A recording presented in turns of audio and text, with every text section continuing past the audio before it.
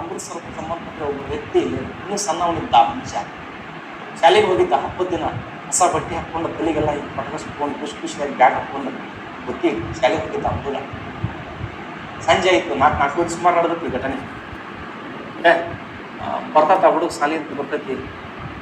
ಅಜ್ಜ ಅಮ್ಮ ಮುದ್ದೆ ಎಲ್ಲರೂ ಅಲ್ಲೇ ಬಂದವ ಅದೇ ಮೈದಾನದಾಗ ನೋಡ್ತಾನ. ಅಲ್ಲೆಲ್ಲ ರಕ್ತದ ಮಡುವನೆ ಬಿದ್ದು ಎಲ್ಲ ಹಿರಿಯರು, ಅವ್ರು ಓನೇನವರು, ಯಾವ ಏರಿಯಾಸ್ದವ್ರು ಅವರೆಲ್ಲ ನೋಡ್ತಾರೆ. ಪಾಪ ಹಬ್ಬಗ ಗದ್ಗತ್ತನ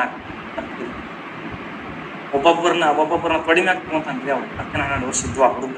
ಒಬ್ಬೊಬ್ಬರನ್ನ ಕಡಿಮೆ ಆಗ್ತಂತಾನ. ವಿಚಾರ ಮಾಡ್ರಿ, ಕಡಿಮೆ ಆಗ್ತಗೊಂಡು ಅಳಕತ್ತದ.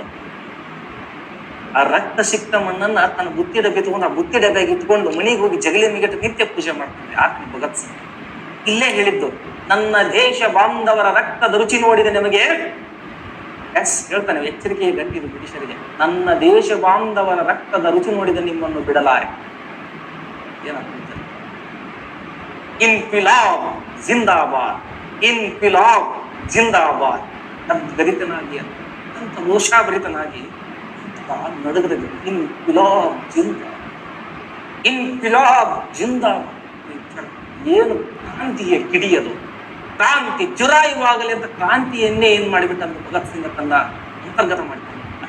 ಎಸ್ ನೆನ್ಪಿಟ್ಕೊಳ್ರಿ, ಇಲ್ಲಿಂದ ಮನೆಗೆ ಭಕ್ತಡೆ ಬೀಳೋಗ ಏನು ಬ್ಲಡ್ ಸಹಿತ ಇತ್ತಲ್ಲ ಸೈಲ ನಿತ್ಯ ಜಗಲಿಗೆ ಪೂಜೆ ಮಾಡ್ತಾನೆ ಅನ್ಕೊಂಡೆ.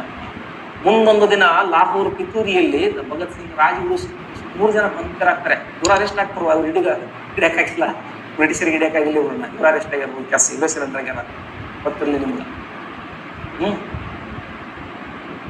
ಜೈಲ್ನಾಗ ಅಂದ್ರ ಅಂತ ಒಂದಿಷ್ಟು ಮಂದಿ ಅಸಹ್ಯ ಮಾಡ್ತಾರ ಭಗತ್ ಸಿಂಗ್. ಗಲ್ ಶಿಕ್ಷೆ ಕೊಟ್ಟಾರಲ್ಲ ಇವ್ರಿಗೆ ಅಂತೇಳಿ. ಏನ್ ಅದ್ಭುತ ಮಾತು ಭಗತ್ ಸಿಂಗ್ ಹೇಳಿದ್ರು.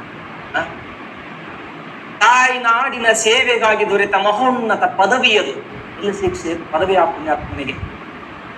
ನೋಡ್ರಿ, ಕೇಳ್ತಿದ್ರೆ ಒಂದು ಕ್ಷಣ, ನೀವು ಅಲ್ಲಿದ್ರಿ ನಾವು ಇಲ್ಲಿದ್ರಿ, ರೋಮಾಂಚನ ಅನ್ಬೋದು ನೀರು ಏನು ಎಣ್ಣೆ ಕಣಿಸಲಿ. ಪ್ರತಿಯೊಬ್ಬ ಭಾರತದ ರಾಷ್ಟ್ರಪ್ರೇಮಿಗೂ ಕೂಡ ಭಕ್ತಿಗೂ ಕೂಡ ನಿಲುಕದ್ದು ಯಾವುದಂದ್ರೆ ಈಗ ತಾಯಿ ನಾಡಿನ ಸೇವೆಗಾಗಿ ದೊರೆತ ಮಹೋನ್ನತ ಪದವಿಯದು. ರಂಗದೀಪ ಸತ್ಯಚೋಲ ಅಂದ್ರೆ ರಂಗದೀಪ ಸತ್ಯಚೋಲ. ಮುಂದೊಂದಿನ ಹೇಳ್ತಾನೆ,